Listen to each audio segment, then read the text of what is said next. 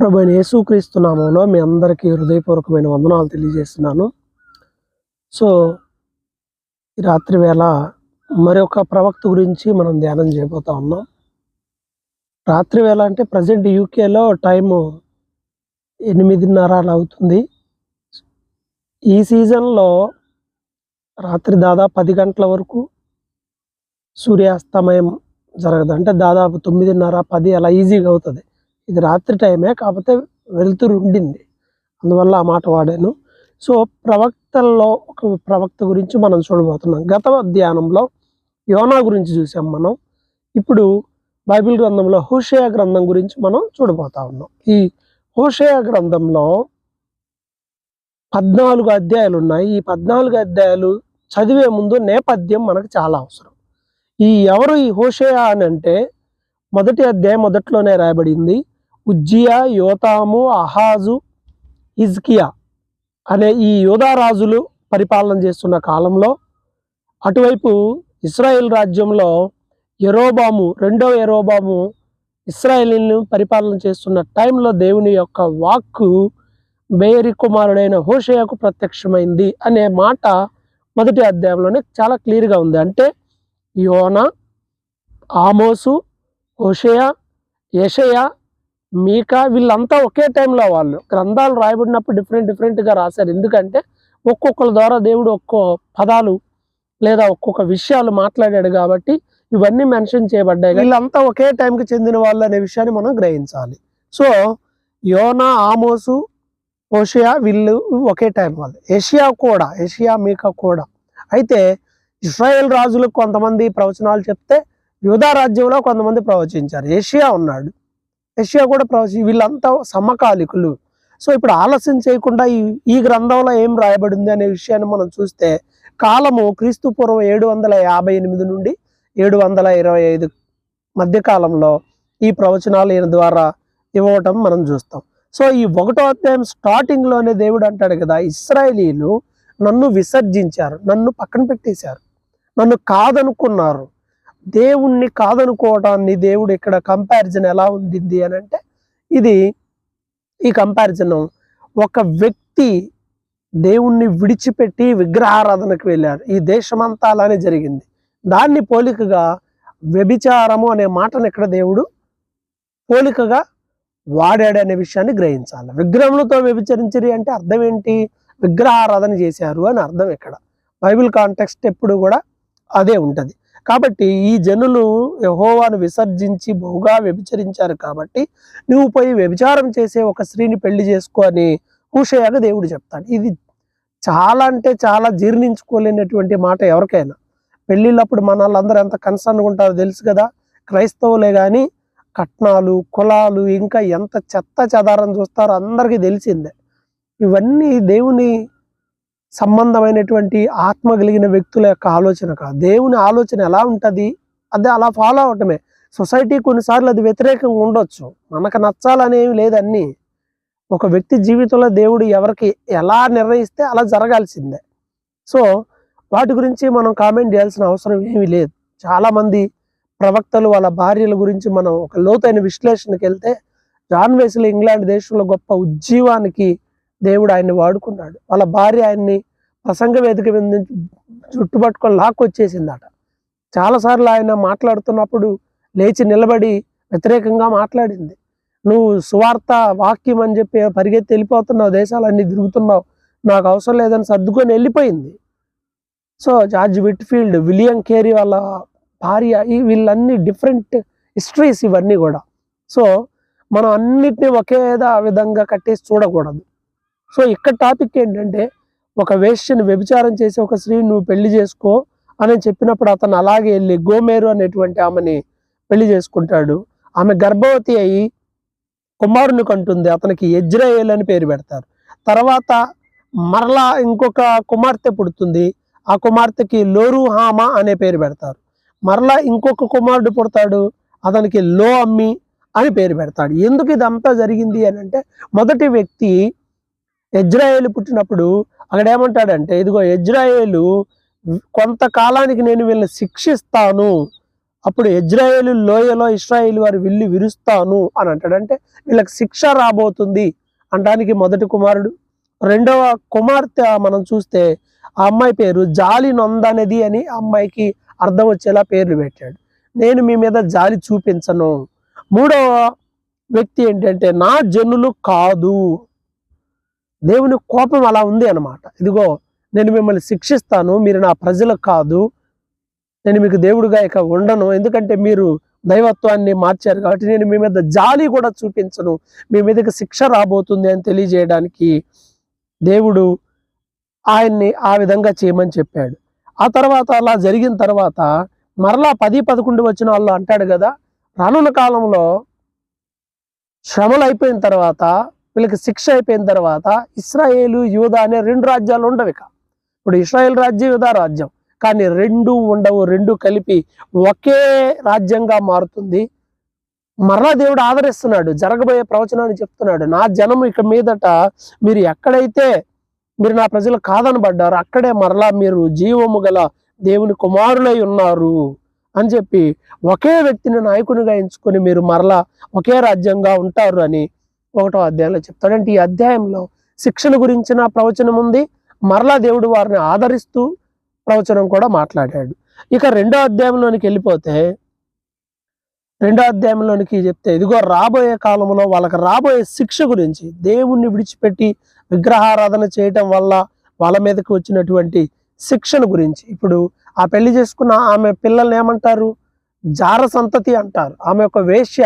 వాళ్ళ పిల్లల్ని ఎలా చూస్తారు? భార్య, భర్త, ఫ్యామిలీ అనేటువంటిది ఏముంటుంది చెప్పండి ఒక వేశ్యకి? కాబట్టి ఇలా ఇశ్రాయేలీలు కూడా నన్ను విడిచిపెట్టి ఇలా అయిపోయారు కాబట్టి, ఒక స్త్రీ తన పెనిమిటిని విడిచిపెట్టి పాపంలోకి, వ్యభిచారంలోకి వెళ్ళిపోయిన తర్వాత మరలా తిరిగి తన భర్త దగ్గరకు తను ఎలా రావాలి, అక్కడే నా పరిస్థితి బాగుంటుంది అని ఎలా అనుకుంటుందో ఇశ్రాయేలీలకు కూడా అలా జరగబోతుంది. ఇశ్రాయేలీలకు అదే జరగబోతుంది, నష్టం జరగబోతుంది. ఎలాంటి నష్టం జరగబోతుంది అని అంటే, నన్ను మర్చిపోయారు మీరు, ఇవన్నీ మర్చిపోయి పండగలు, అమావాస్య, విశ్రాంతి దినం, ఇంకా ఏవో పండగలు ఉంటాయి కదా ఇశ్రాయేలీలకు సంవత్సరంలో, ఈ పండగలన్నీ చేస్తున్నారు, ఇవన్నీ మాన్పించేస్తా, అవన్నీ ఉండవు. ఎందుకు అని అంటే ఇశ్రాయేలీలు నన్ను మర్చిపోయారు. 2వ అధ్యాయం 13లో ఉంటది కదా, అది నన్ను మరిచిపోయి నగలు పెట్టుకుని శృంగారించుకొని బయలుదేవతలకు ధూపం వేసి ఉండుటను బట్టి నేను శిక్షిస్తాను అంటాడు. దేవుణ్ణి మర్చిపోయింది, భర్తను మర్చిపోయిన స్త్రీ ఎలాగైతే వేశ్యగా మారింది, అలా ఇశ్రాయేలీలు నన్ను మర్చిపోయారు కాబట్టి మీ మీదకి శిక్ష రాబోతుంది. అయితే ఆ తర్వాత అరణ్యంలోనికి తీసుకెళ్తాను అంటే శిక్షాకాలం. అక్కడికి వెళ్ళిన తర్వాత నేను ప్రేమగా మాట్లాడతాను, అక్కడి నుండి మరలా తీసుకొస్తాను, శ్రమ కలిగిన ఆకోరు లోయను నిరీక్షణ ద్వారంగా మారుస్తాను అని అంటాడంటే వీళ్ళకి శిక్ష రాబోతుంది.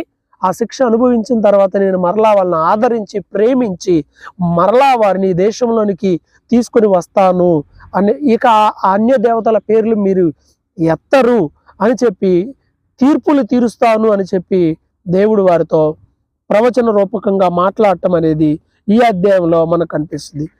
ఆ శ్రమంలోకి వచ్చినప్పుడు, ఆ చెరలోనికి వెళ్ళినప్పుడు మీరు ప్రార్థన చేస్తారు, అప్పుడు నేను మీ ప్రార్థన విని మీ మీద జాలి పడతాను అనే విషయాన్ని 2వ అధ్యాయంలో ఇక్కడ ప్రస్తావించటం మనం చూస్తాం. 3వ అధ్యాయానికి వచ్చేపాటికి ఒక ద్రాక్ష తోట గురించి మాట్లాడతాడు. ఇవి ఇర్మియా, యెషయా ఇవి చూసినప్పుడు ఆమోసు, ఇలా సీక్వెన్స్, ఇవన్నీ కంపారిజన్స్ ఒకే రకంగా ఉంటాయి. దేవుడు అనేక మంది ప్రవక్తల ద్వారా అవే విషయాలను తెలియజేశాడు.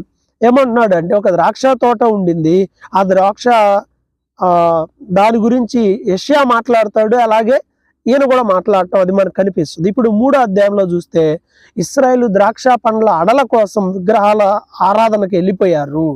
అంటే ఈ పంట బాగా పండాలి అని చెప్పేసి వాళ్ళు విగ్రహారాధన చేశారు అని చెప్పి దేవుడు అక్కడ అంటున్నాడు.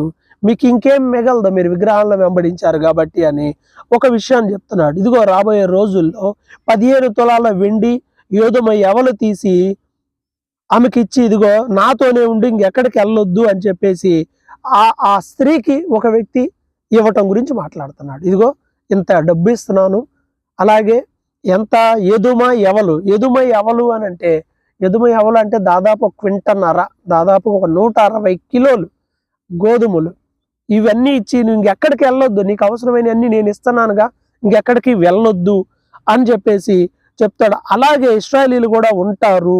రాబోయే రోజుల్లో దేవుడు వారికి సమృద్ధినిస్తాడు, వాళ్ళు ఎక్కడికి వెళ్ళే పని ఉండదు అనే ఒక కంపారిజన్ అనేది కూడా ఇక్కడ మనకి కనిపిస్తూ ఉంటుంది. దేవుని అనుగ్రహం గురించి రాబోయే కాలంలో ఇశ్రాయేలీలు శిక్ష అనంతరం, గుర్తుపెట్టుకోవాలి, శిక్ష తర్వాత, శిక్ష వస్తుంది గ్యారెంటీ, శిక్ష అనంతరం ఇశ్రాయేలీలు మరలా నన్ను ఆశ్రయిస్తారు, అప్పుడు నేను వాళ్ళని అనుగ్రహిస్తానని 3వ అధ్యాయంలో ఉంటుంది. ఇక 4వ అధ్యాయంలోకి వచ్చేపాటికి ఇశ్రాయేలీలు ఎలా ఉన్నారు అంటే సత్యము లేదు, కనికరము లేదు, దేవుని జ్ఞానం లేకుండా పోయింది వాళ్ళకి. వాళ్ళు ఎలా ఉన్నారు, వారి పాపాలు ఉంటాయి, అబద్ధం ఆడుతున్నారు, హత్యలు చేస్తున్నారు, వ్యభిచరిస్తున్నారు, దొంగిలిస్తా ఉన్నారు, నరహత్యలు చేస్తా ఉన్నారు. ఇవన్నీ చేస్తా ఉండి ఎవరన్నా ప్రవక్తలు చెప్తే 4వ వచనం చెప్తుంది, యాజకులతో గొడవ పడుతున్నారు. ప్రవచనాలు చెప్పొద్దు మాకు ఇవన్నీ, యాజకులతో గొడవ పడుతున్నారనే మాట కూడా మనకి ఇక్కడ రాయబడి ఉంది. సో దైవ జ్ఞానము లేకుండా ఉంటున్నారు, మీరు దేవుని జ్ఞానము లేకుండా ప్రవర్తిస్తున్నారు కాబట్టి రానున్న కాలంలో నేను మిమ్మల్ని విసర్జిస్తాను. యాజకులు కూడా ఎవరైనా సరే మీరు నన్ను విసర్జించారు కాబట్టి పాపమును ఆహారముగా చేసుకున్నారని 8వ వచనంలో రాయబడింది. పాపమును ఆహారముగా చేసుకున్నారు. 7వ వచనం చెప్తుంది, కలిమి కొలది పాపం చేశారు. ఎంత చేయాలో అంత చేసేస్తున్నారు, అన్నం తిన్నట్టే చేసేస్తున్నారు పాపము. యాజకులు కూడా ధర్మశాస్త్రాన్ని మర్చిపోతున్నారు. దేవుని జ్ఞానం లేదు మనుషులకి. ఇన్ని పుస్తకాలు లోకంలో చదువుతున్నారు కానీ ఈ రోజు కూడా మనుషులకి దైవ భయం, దైవ జ్ఞానం ఉండట్ల. బైబిల్ చదవండి అంటే అదేదో చీపు విషయంగా మారిపోతుంది. పరీక్షలు అయితే ఎన్ని పుస్తకాలు చదువుతారు, మరి బైబిల్ చదువుతున్నామా? దేవుని జ్ఞానం మన జీవితాలకు అది ఎంతో ఉపయోగకరంగా ఉండేది. కానీ వీళ్ళు దేవుని విడిచిపెట్టి పాపములోకి వెళ్ళిపోయారు. ఇష్టానుసారంగా పాపం చేస్తూ బైబిల్ చెప్తుంది 11వ వచనంలో, వ్యభిచార క్రియలు చేయుట చేతను, ద్రాక్షరసం పానము చేయుటను, మద్యపానము చేతను వారు మతి చెడిరి. మతి పోయింది వాళ్ళకి, తాగి వాళ్ళు పాపములన్నీ చేసుకుంటూ దేవునికి విరోధమైన పనులు చేసుకుంటూ ఎక్కడ పడితే అక్కడ బలి అర్పిస్తున్నారు. ఉన్నత స్థలం కనిపిస్తే చాలు పైకి వెళ్ళిపోయి అక్కడ బలులు అర్పిస్తూ ఉన్నారు, ధూపాలు అర్పిస్తూ ఉన్నారు. అందుకే దానిని వ్యభిచారంగా పోలుస్తా అంటాడు. వేషలైపోయారు మీరు. భర్తను విడిచిపెట్టిన స్త్రీ వలె మీరు కూడా ఇష్టానుసారంగా పాపంలో ఉన్నారు. 16వ వచనం చెప్తుంది, పెయ్య మొండికేస్తుంది, దాని భుజం మీద కాడి పెడితే అది మొండికేస్తుంది. అలాగే ఇశ్రాయేలీలు మొండితనం చూపిస్తున్నారు. రాబోయే కాలంలో మీ మెడ మీద కాడి పెడతాను అనే మాట అక్కడ ప్రభు 4వ అధ్యాయంలో అంటాడు. మీ పిల్లలకి మీకు ఏం జరగబోతుందో తెలుసా? భయంకరమైన శిక్ష రాబోతూ ఉంది. ఎఫ్రాయిము అంటున్నాడు. ఎఫ్రాయిము విగ్రహాలతో కలుసుకుండింది, ద్రాక్షరసము వాళ్ళకి చేదుగా అయిపోయింది, ఒళ్ళు తెలియని వాళ్ళు అయిపోయారు, మానక వ్యభిచారం చేస్తున్నారు. వాళ్ళ అధికారులు కూడా సిగ్గు లేకుండా దాన్నే ప్రేమిస్తున్నారు. కాబట్టి మీ పాపములను బట్టి మీకు శిక్ష రాబోతుంది అని 4వ అధ్యాయంలో మాట్లాడతాడు.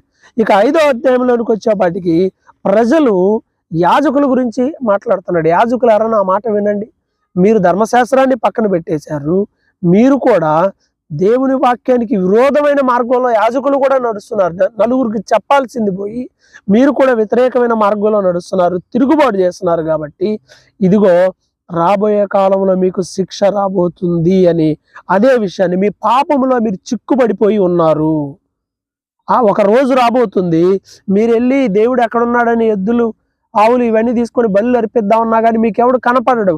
అలాంటి రోజు రాబోతుంది. ఇదిగో బాకానాదం చెయ్యండి, రాబోయే శిక్షను తెలియజేయండి, నా ఉగ్రత రాబోతుంది అని అంటున్నాడు. ఎందుకంటే 10వ వచనంలో 11లో ఎఫ్రాయిమీలు అంటే ఇశ్రాయేలులో ఒక గోత్రం, యోసేపు సంతానం, మానవ పద్ధతిని బట్టి ప్రవర్తిస్తున్నారు. ఎఫ్రాయిమీలకి చిమ్మటి పురుగు వలెను, యోధా వారికి వత్స పురుగు వలె నేను ఉంటాను అని అంటున్నాడు. అంటే దేవుడు వీరికి విరోధిగా ఉంటాను అనే మాటను దీంట్లో తెలియజేస్తున్నాడు. ఎఫ్రాయిము తనకు రోగం వచ్చింది. యోధా అంటే రాజ్యాలు, ఇశ్రాయేల్ రాజ్యాన్ని యోధా రాజ్యాన్ని అంటున్నాడు. ఈ రాజ్యానికి రోగం వచ్చింది, ఆ రాజ్యానికి పుండు వచ్చింది. అయినా కానీ ఎవరిని పిలుచుకోవాలి? ఇది వచ్చినప్పుడు, సమస్య వచ్చినప్పుడు దేవుని వైపు వెళ్ళాలి. దేవుని దగ్గరికి వెళ్ళకుండా వీళ్ళు ఏం చేస్తారంటే పక్క రాజుల దగ్గరికి వెళ్ళి ఆశ్రయిస్తున్నారు. కష్టం వచ్చినప్పుడు ఈ రాజులు చేస్తున్న తప్పిది. వాళ్ళకి శ్రమలో తోడుగా ఉన్న ప్రభువుని ఆశ్రయించకుండా లెగిస్తే ఇటు ఐగుప్తు రాజు దగ్గరికి, ఇటు అష్షూరు రాజు దగ్గరికి వెళ్తున్నారు. అందుకే అంటున్నాడు కదా, మీరు అష్షూరీల దగ్గరికి వెళ్తున్నారు, ఐగుప్తీల దగ్గరికి వెళ్తున్నారు, నా దగ్గరకు రావటం లేదు. ఎవ్వడు నిన్ను బాగు చేయలేడు, ఏ రాజు మీకు సహాయం చేయడు. రానున్న కాలంలో భయంకరమైన శిక్ష రాబోతుంది అని చెప్పి దేవుడు వారికి తెలియజేస్తా ఉన్నారు. అయితే మీరు మనసు తిప్పుకొని నన్ను వెతికే వరకు మీకు దురవస్థ కలుగుతుంది.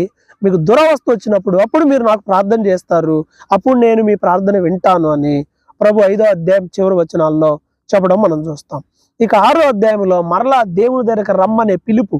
యెషయా ఎలా అయితే పిలుస్తాడో, రండి మన వివాదం తీర్చుకుందామని, అలాగే ఈయన కూడా దేవుడు ఏం ద్వారా కూడా దేవుని దగ్గరకు మరలా వెళ్దాం రండి, ఆయనే మనల్ని కొట్టాడు, ఆయనే మనల్ని స్వస్థపరిచాడు, మన పాపం వల్ల మనకి ఇదంతా జరిగింది, మనం మరలా ఆయన దగ్గరికి వెళ్దాము, ఆయన గురించిన జ్ఞానం సంపాదించుకుందాం, ఆయనే వర్షాన్ని కురిపిస్తాడు, ఆయనే శత్రువుల చేతి నుండి విడిపిస్తాడు, ఆయన దగ్గరికే వెళ్దాం రండి అని మీరు అనుకోండి అని ప్రవక్త ద్వారా చెప్తున్నాడు. అలాగే బాధతో అంటాడు, నేను నిన్నేం చేయాలి, తెల్లవారితే మాయమైపోయే మేఘంలాగా మంచులాగా మారిపోతున్నారు మీరు, నేను బలులు కోరటం లేదు. 6వ వచనం 6వ అధ్యాయం 6వ వచనంలో ఫేమస్ మాట ఇది. యేసు ప్రభు క్రొత్త నిబంధనలో కూడా అంటాడు, నేను బలిని కోరను కానీ కనికరమనే కోరుచున్నాను అనే వాక్యాన్ని నేర్చుకోండి అంటాడు. అంటే ఆ పదం ఇక్కడే వచ్చింది. బలులు అర్పిస్తున్నారు, కనికరం లేదు, ప్రవర్తనలో మార్పు లేదు, కానీ బలులు అర్పిస్తున్నాడు దేవుడు. అందుకే అన్నాడు, మీ బలులు నాకు అవసరం లేదు, నాకు కావాల్సింది కనికరం, ప్రవర్తనలో మార్పు రావాలి. ప్రవర్తనలో మార్పు రాకుండా పాపము చేస్తూ బలి అర్పించినా, పాపం చేస్తూ కానుకలు అర్పించి పాపం చేస్తే ఏం చేసినా ప్రయోజనం ఉండదు. దేవునికి కావాల్సింది యథార్థమైన ప్రవర్తన మనుషుల నుండి, అది దేవుడు కోరుకుంటున్నాడు. పాపాలు చేస్తూ మీరు ఇవన్నీ చేస్తున్నారు కాబట్టి ఇవన్నీ కుదరవని దేవుడు వారికి చెప్పడం 6వ అధ్యాయంలో చూస్తాం. ఇక 7వ అధ్యాయంలో దేవుడు మేలు చేయాలని అనుకుంటున్నాడు, కానీ వీరి పాపాలు అడ్డుగా వస్తున్నాయట. నేనేం చేయాలి, నేను మీకు స్వస్థత కలిగజేయాలనుకున్నాను, కానీ షోమ్రోని చెడుతనం బయటకు వస్తూ ఉండింది, అది బయలుపడతా ఉండింది. మీరు అబద్ధాలు, మోసాలు, నరహత్యలు, విగ్రహారాధన ఇవన్నీ చేస్తున్నారు కాబట్టి మీ పాపము నాకు తెలుసు, మీ పాపం, మీరు మానక కామాతురత కలిగిన వారు ఉన్నారు అని 4వ అధ్యాయంలో అంటున్నాడు. ద్రాక్షారసము తాగుతూ ఉన్నారు, మత్తులోకి వెళ్ళిపోతున్నారు, పాపంలోకి వెళ్ళిపోతా ఉన్నారు. మీరు ఎలా అయిపోయారు అంటే 7వ అధ్యాయంలో 8వ వచనంలో అంటాడు కదా, ఎఫ్రాయిము అన్యజనులతో కలిసిపోయాను, ఎఫ్రాయిము ఎవరు తిప్పివేయలేని అప్పము వంటి వాడాయను. మనం రొట్టెలు వేసేటప్పుడు అప్పము రొట్టె వేసేటప్పుడు మధ్యలో చలాగబెట్టి దాన్ని తిప్పేస్తారు మాడిపోకుండా. అసలు ఎవడు తిప్పివేయలేని అప్పు అంటే ఇంకా అది అతుక్కుపోయి మాడిపోయింది. ఆ పెనానికి అతుక్కుపోయిన రొట్టెలాగా అప్పంలాగా మారిపోయి, అంటే లోకంతో అంత పెనేసుకుని వెళ్ళిపోయారు, నిన్ను లోకం నుండి విడదీయలేనంత కలిసిపోయారు లోకంలో అని. అన్ని లోక సంబంధమైన పాపాలకి బానిసలైపోయి ఉన్నారు. కాబట్టి ఏం చేయాలి నిన్ను అని దేవుడు ఎంతో బాధపడతాడు. పిరికి గుండెగల గువ్వలాగా అయిపోయావు, నన్ను విసర్జించారు కాబట్టి మీ మీదకి శాపం తప్పదు. ఇంకో మాట అంటాడు, ఎలా ఉన్నారు తెలుసా, హృదయపూర్వకంగా బతిలాట్లా 14 అంటే హృదయపూర్వకంగా నన్ను బతిలాడుకోకుండా చెయ్యిల మీద పడుండి కేకలేస్తాను, మంచాల మీద పండుకొని. కొంతమంది ఓపిక ఉన్నా అన్నీ ఉన్నా కానీ మంచాల మీద నుండి ప్రార్థనలు చేస్తుంటారు. దిగి చేయండి, నష్టంలా. నువ్వు మంచం ఎక్కినప్పుడు, నువ్వు దిగలేని పరిస్థితుల్లో ఉన్నప్పుడు అప్పుడు చేద్దువు, కానీ ఆ పరిస్థితి అయితే అది వేరు. అన్నీ బాగుండి మంచాల మీద ఉండి కాదు ప్రార్థన, దిగి మోకరించి ప్రార్థన చెయ్యి. కాబట్టి వీళ్ళు మంచాల మీదనే ఉండి దేవుణ్ణి విసర్జిస్తున్నారు. మాకు ధాన్యం కావాలి, మాకు అవి కావాలి, ఇవి కావాలని అనుకుంటున్నారు. అక్కరకు రాని విల్లులాగా తయారైపోయారు, అవసరానికి ఉపయోగపడని విల్లులాగా అయిపోయారు. ఇతర రాజుల సహాయం కోరుతా ఉన్నారు. ఇది వీళ్ళ స్టేటస్ అన్నమాట, ఇలా ఉన్నారు వీళ్ళు. అందుకే దేవుడు వీరి మీద కోపపడుతున్నాడు. 8వ అధ్యాయంలో బాకా ఊదండి, ట్రంపెట్ ఊది గట్టిగా చెప్పు, ఏమని, నా ప్రజలు ధర్మశాస్త్రాన్ని అతిక్రమించారు, ఫలితంగా శత్రువులు రాజ్యం మీద దాడి చేయబోతా ఉన్నారు, ఇది నిశ్చయం. ఎందుకో రీజన్ చెప్పాడు 3వ వచనంలో. సన్మార్గాన్ని విడిచిపెట్టారు, వాళ్ళ బంగారాన్ని, వెండి బంగారం ఇత్తడి ఇదంతా తీసుకెళ్లి విగ్రహాలు తయారు చేయడానికి పెట్టుకున్నారు. విగ్రహారాధన చేయొద్దని ఆజ్ఞ పెడితే అదే ఆజ్ఞల్ని మీరిపోయారు. ఎలా అయిపోయారు అని అంటే, పవిత్రమైన జీవితం లేకుండా పోయి 9వ వచనంలో అడవి గాడిద ఆశ తీర్చుకోవడానికి పోయినప్పుడు దాన్ని ఎవడు ఆపలేడు, అడవి గాడిదని. ఇక అది తనకి ఆ లస్ట్ టైంలో ఎవడు దాన్ని ఆపలేడు. అలాగే తయారైపోయారు ఇశ్రాయేలీయులు, ఎవడు ఆపలేని విధంగా తయారైపోయారు. మీరు కానుకలు ఇచ్చి మరి ఇతర రాజులను పిలిపించుకుంటున్నారు మీ రాజ్యంలోనికి. అయ్యా మాకు సాయం చేయండి అని యెరూషలేము మందిరంలో ఉన్న బంగారాన్ని ఇస్తున్నాడు యెరూషలేములో యూదారాజు. ఇశ్రాయేలీయులు కూడా వాళ్ళ దగ్గర ఉన్న బంగారం అంతా ఆయనకి ఇచ్చి మాకు సాయం చేయమని, అంటే డబ్బులు ఇచ్చి విటుకాండ్రలను పిలిపించుకున్నట్టుగా పోలిక అనమాట. డబ్బులు ఇచ్చి ఎదురు అన్నట్టుగా మీరు ఇదే చేస్తున్నారు. ఎంతకాలం ఇలా చేస్తారు? నన్ను ఆశ్రయించకుండా మీరు వాళ్ళని ఆశ్రయిస్తా ఉన్నారు. ఇదిగో బలిపీఠాలు ఇష్టం వచ్చినట్టు కట్టి విగ్రహాలకు బలి అర్పణలు చేస్తా ఉన్నారు. నన్ను పక్కన పెట్టేశారు. కాబట్టి మీ బలిపీఠాలన్నీ మీ నష్టానికి, నాశనానికి కారణమవుతా ఉంటాయి. మీ పాపాలకి మీకు శిక్ష వస్తుంది. మీరు మరలా తిరిగి ఐగుప్తు వెళ్ళిపోతారు. ఒకప్పుడు ఐగుప్తులో ఉన్నారు, మిమ్మల్ని తీసుకొచ్చాను నేను, కానీ ఇప్పుడు మీరు మరలా తిరిగి ఐగుప్తుకి వెళ్ళిపోతారు. ఎందుకంటే వీళ్ళు సృష్టికర్తను మరిచిపోయారనే మాట 14వ వచనంలో ఉంది. ఇశ్రాయేలు వారు తమకే నగరాలు కట్టించుకొని తమ సృష్టికర్తను మరిచి ఉన్నారు. నగరాలు కట్టించుకున్నారు బాగా, దేవుని మర్చిపోయారు. అందుకే ఆ నగరాలు తగలబెడతాను అని అన్నాడు. ఎస్, అది శిక్ష, అది నష్టం, అది నాశనం. దీనికి కారణం ఎవరు అంటే కేవలం వారు, వారి విగ్రహారాధన, వాళ్ళ నమ్మకాలు ఇతర రాజుల మీద, మనుషుల మీద ఉండడం అనేది దీనంతటికీ కారణం. ఇది 8వ అధ్యాయంలో ఉంది. ఇక 9వ అధ్యాయంలోనికి వచ్చేపాటికి ఇశ్రాయేలు అన్యజనుల్లాగా నువ్వు సంతోషపడతా ఉన్నావు. లేదు, నువ్వు దేవుని విడిచిపెట్టావు కాబట్టి నీకు శిక్ష రాబోతుంది. కొత్త ద్రాక్ష రసం రాదు, పంటలు పండవు, అన్నీ ఎండిపోతా ఉంటాయి, మీకు నష్టం రాబోతుంది. ఐగుప్తు, అష్షూరు రాజుల దగ్గరికి వెళ్ళి మాకు సాయం చేయమంటున్నారు. మీరు రానున్న కాలంలో అదే రాజుల దగ్గరకి బానిసలుగా వెళ్తారు అన్నాడు. అన్నట్టుగానే యోధా రాజులు బబులోను కింద యోధా రాజ్యం బానిసలైపోయారు. అన్నట్టుగానే ఇశ్రాయేలు 10 గోత్రాలు అష్షూరు రాజు యొక్క చెరలోనికి వెళ్ళిపోవటం తర్వాత కాలంలో జరుగుతూ ఉంటుంది. ఎందుకంటే వీళ్ళు శత్రువులుగా ఉన్నారు, దేవుని మందిరంలో శత్రువులుగా ఉన్నారని 8వ అధ్యాయం చెబుతూ ఉంది. 8వ వచనం, 9వ అధ్యాయం 8వ వచనంలో మందిరంలో శత్రువులు అయిపోయారు. పాపం చేస్తున్నారు, అయ్యో ఫార్మాలిటీగా బలు అర్పిస్తున్నారు, విగ్రహాలకు బలు అర్పిస్తున్నారు, ఇక్కడ ఇది చేస్తున్నారు.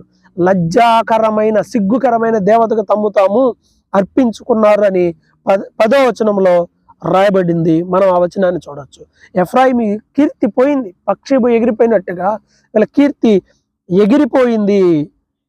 మీకు నష్టం జరగబోతుంది, పిల్లలు ఉండరు, మీ పిల్లలకి పెళ్ళిళ్ళు జరగవు, శాపం వస్తుంది. ఎందుకంటే మీరు చేసుకున్న పాపమును బట్టే గొడ్రాళ్ళు అయిపోతారు, పాలిచ్చే తల్లులుగా మీరు ఉండరు, ఎండు రొమ్ములు గల వారిగా మిమ్మల్ని చేస్తాను. కారణం ఏంటంటే వీరు చేసిన పాపమును బట్టి ఇదిగో భయంకరమైన శాపం రాబోతుంది. శత్రువులు మీ మీద దాడి చేసి మిమ్మల్ని చెరలోకి తీసుకెళ్తారని 9వ అధ్యాయంలో చెప్తాడు.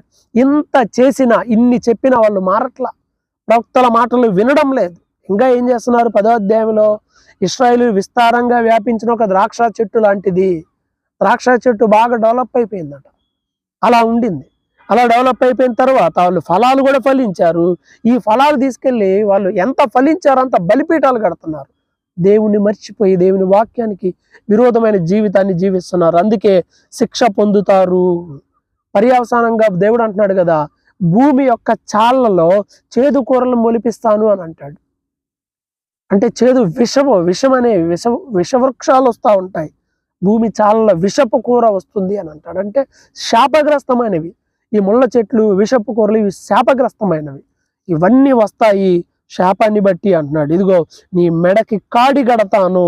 నీ ఇష్టానుసారంగా ఉన్నావు కదా. ఎలా ఉన్నాడు ఎఫ్రాయిము అంటే నూర్పులో అభ్యాసం గలదై కంకులను తొక్కగోరే పెయ్యలాగుంది. ఎగిరెగిరి తొక్కుతున్నా నీ మెడ మీద కాడి పెడతానులే అంటే ఎగురు అంతా తగ్గుతుంది అని. అందుకే దేవుడు అంటున్నాడు కదా 12వ వచనంలో, మీరు ఫలించినట్లు మీరు విత్తనము వేయుడి, ప్రేమయను కోత కోయుడి. నీతి ఫలించాలి అంటే ప్రేమ అనే కోత కొయ్యాలి. దేవుని వెతకడానికి ఇది సరైన సమయం. ఆయన మీకు సరైన సమయానికి వర్షాలు ఇస్తాడు, ఆయన మిమ్మల్ని ఆదుకుంటాడు. ఆయన్ని ఆశ్రయించండి.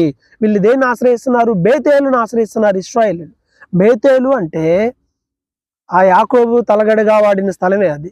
ఈ బేతేలు అని అంటే యెరోబాము అక్కడ మందిరం కట్టి ఒకటి సాధారణమైన వారిని యాజకులుగా చేసి దూడల బంగారు దూడలు పెట్టి ఇల్లే దేవుడు అని అన్నాడు.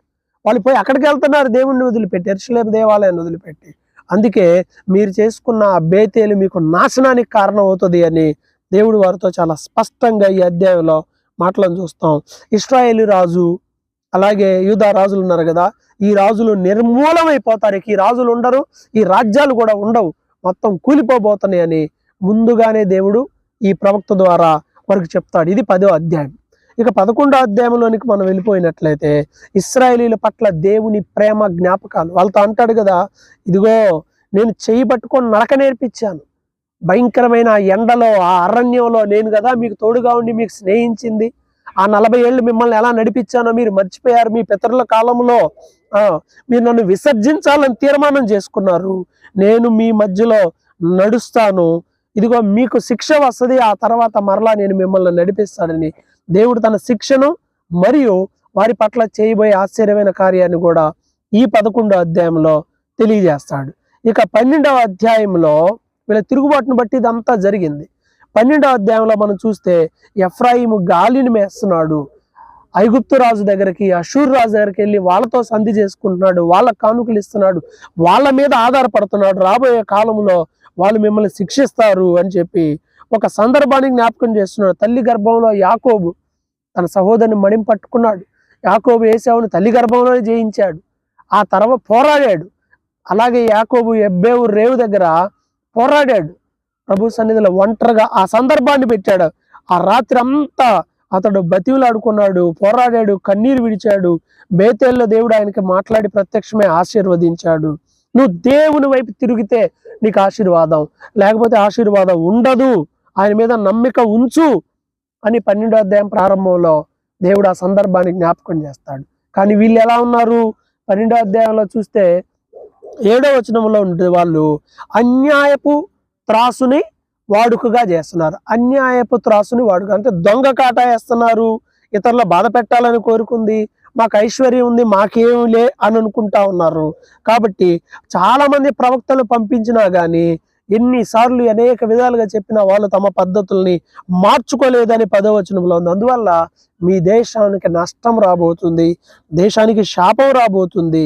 ఒకప్పుడు ఐగుప్తు దేశంలో మీరు బాధపడుతున్నప్పుడు మెన్షన్ చేస్తాడు 13లో, ఐగుప్తులో మీరు బాధపడి ఏడుస్తున్నప్పుడు ఒక ప్రవక్తను పంపాను, మోషే, ఆయన పంపించి మిమ్మల్ని తీసుకొచ్చాను, అలాగే అతను మీ మీదే నేరం మోపుతాడు. అంటే మోషే ద్వారా ధర్మశాస్త్రం వచ్చింది, మీరు అది మీరారు, ఆయన కూడా మీ మీద నేరం మోపుతాడు అని ఇన్ని విధాలుగా దేవుడు వీరిని హెచ్చరించినా వీళ్ళు మారలేదండి. 13వ అధ్యాయంలో ఉంటుంది కదా, ఎఫ్రాయిము తాను గొప్ప చేసుకుంటున్నాడు అనే మాట రాయబడి ఉంటుంది. విగ్రహాలు చేసుకుంటున్నారు, వాటిని ఆరాధిస్తున్నారు, విగ్రహాలను ముద్దాడుతున్నారు దేవుని విడిచిపెట్టి. ఆ మాట అన్నాడు, నేను తప్ప రక్షకుడు ఏడి? మిమ్మల్ని నడిపించింది నేను కదా, అరణ్యం నుంచి తీసుకొచ్చింది నేను కదా, ఐగుప్తులు ఇనప కొలిమి నుంచి తీసుకొచ్చింది నేను కదా.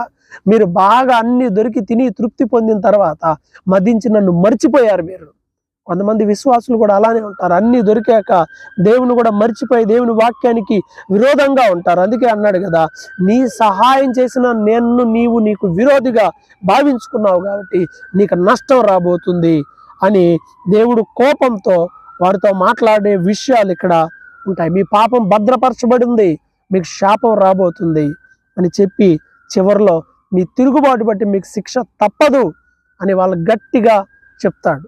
ఈ అధ్యాయంలోనే యేసు ప్రభు గురించిన ఒక గొప్ప ప్రవచనం ఉంది. హోషేయ గ్రంథం 13వ అధ్యాయం 14వ వచనంలో చూస్తే, ఇదిగో పాతాళం నుండి వారిని విమోచిస్తాను, మృత్యువు నుండి రక్షిస్తాను, ఓ మరణమా నీ విజయం అక్కడ, నీ ముల్లెక్కడ? ఇది యేసు ప్రభు మరణాన్ని జయిస్తాడు అనే ప్రవచనం ఈయన ద్వారా ఇక్కడ రాయబడి ఉంది. అయితే ఇశ్రాయేలీయులు వారు చేసిన తప్పులను బట్టి వాళ్ళు శిక్షలు వస్తాయి, జనాలు కత్తిపాలవుతారు, పిల్లలు రాళ్ళకి వేసి కొట్టబడతారు, గర్భిణీ స్త్రీల కడుపులు చీల్చబడతాయి అని దేవుడు ముందుగానే ప్రవచించాడు. అన్నట్టుగా తర్వాత కాలంలో అష్షూరు రాజు అలానే చేస్తాడు. చివరిగా 14వ అధ్యాయంలోకి వెళ్తే, ఇశ్రాయేలీయులు నీ పాపం చేత ఇంత నష్టం జరిగింది కాబట్టి ఫైనల్ కాల్, నీకు ఆల్టర్ కాల్ అనమాట, తీర్మానం చేసుకో, మాటలు సిద్ధపరచుకొని దేవుడి దగ్గరకు రా. ఏమని?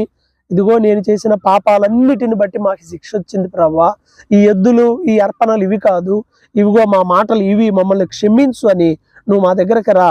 మాకు తండ్రి లేడు, తండ్రి లేని వారికి తండ్రి నువ్వే కదా మమ్మల్ని అరణ్యంలో నడిపించింది అని దేవుని కార్యాలన్నీ జ్ఞాపకం చేసుకుని నా దగ్గరకు రండి, అప్పుడు నేను ఒక చెట్టుకు మంచు ఎలా ఉంటుందో అలా ఉంటాను, నేను మిమ్మల్ని మరలా స్నేహిస్తాను, మీకు మరలా ఆశీర్వాదం ఇస్తాను, మరలా మీ పంటలు పండుతాయి, మీ సామ్రాజ్యాన్ని విస్తరింపజేస్తాను, నా వలనే ఇవన్నీ కలుగుతాయి, ఎందుకంటే ఆయన మార్గాలు చక్కనివి, అందులో నడుచుకోండి, మీకు ఏ ప్రాబ్లం ఉండదని దేవుడు హోషేయ ద్వారా చివరి అధ్యాయంలో తెలియజేస్తాడు. ఇవన్నీ ప్రవచనాలు, ఇవన్నీ చేస్తే ఇశ్రాయేలీయులు విన్నారు కానీ దాని ప్రకారం చేయలేదు. అందువల్ల వారికి నష్టం జరిగింది. కాబట్టి ప్రియమైన వారలారా, ఈ గ్రంథం ద్వారా మనం గ్రహించాల్సింది ఏంటంటే, మనుషులు పాపంలో ఉన్నప్పుడు దేవుడు అనేక విధాలుగా హెచ్చరిస్తాడు. విని మారు మనసు పొందాలి, వినకపోతే శిక్ష వస్తుంది, సరి చేసుకోవాలి. అన్ని తిని తృప్తి పొందిన తర్వాత ఇశ్రాయేలీయులు దేవుని మరిచి విగ్రహారాధన చేసినట్టుగా దేవునికి దూరంగా వెళ్ళొద్దు. పడిపోయిన విశ్వాసులు మరలా తిరిగి లేవాలని దేవుడు కోరుకుంటున్నాడు. యేసు ప్రభు వారిని రక్షించడానికి ప్రవక్తలు పంపాడు, మనల్ని రక్షించడానికి యేసయ్య తానే ఈ లోకానికి వచ్చాడు. కాబట్టి పడిపోయి దేవునికి దూరంగా ఉన్నటువంటి విశ్వాస జీవితంలో ఉన్నవారు మరలా తిరిగి దేవుని దగ్గరికి రావాలి అని ఈ గ్రంథం మనకి నేర్పిస్తుంది. ప్రభువు మిమ్మల్ని ఆశీర్వదించును గాక. ఆమేన్.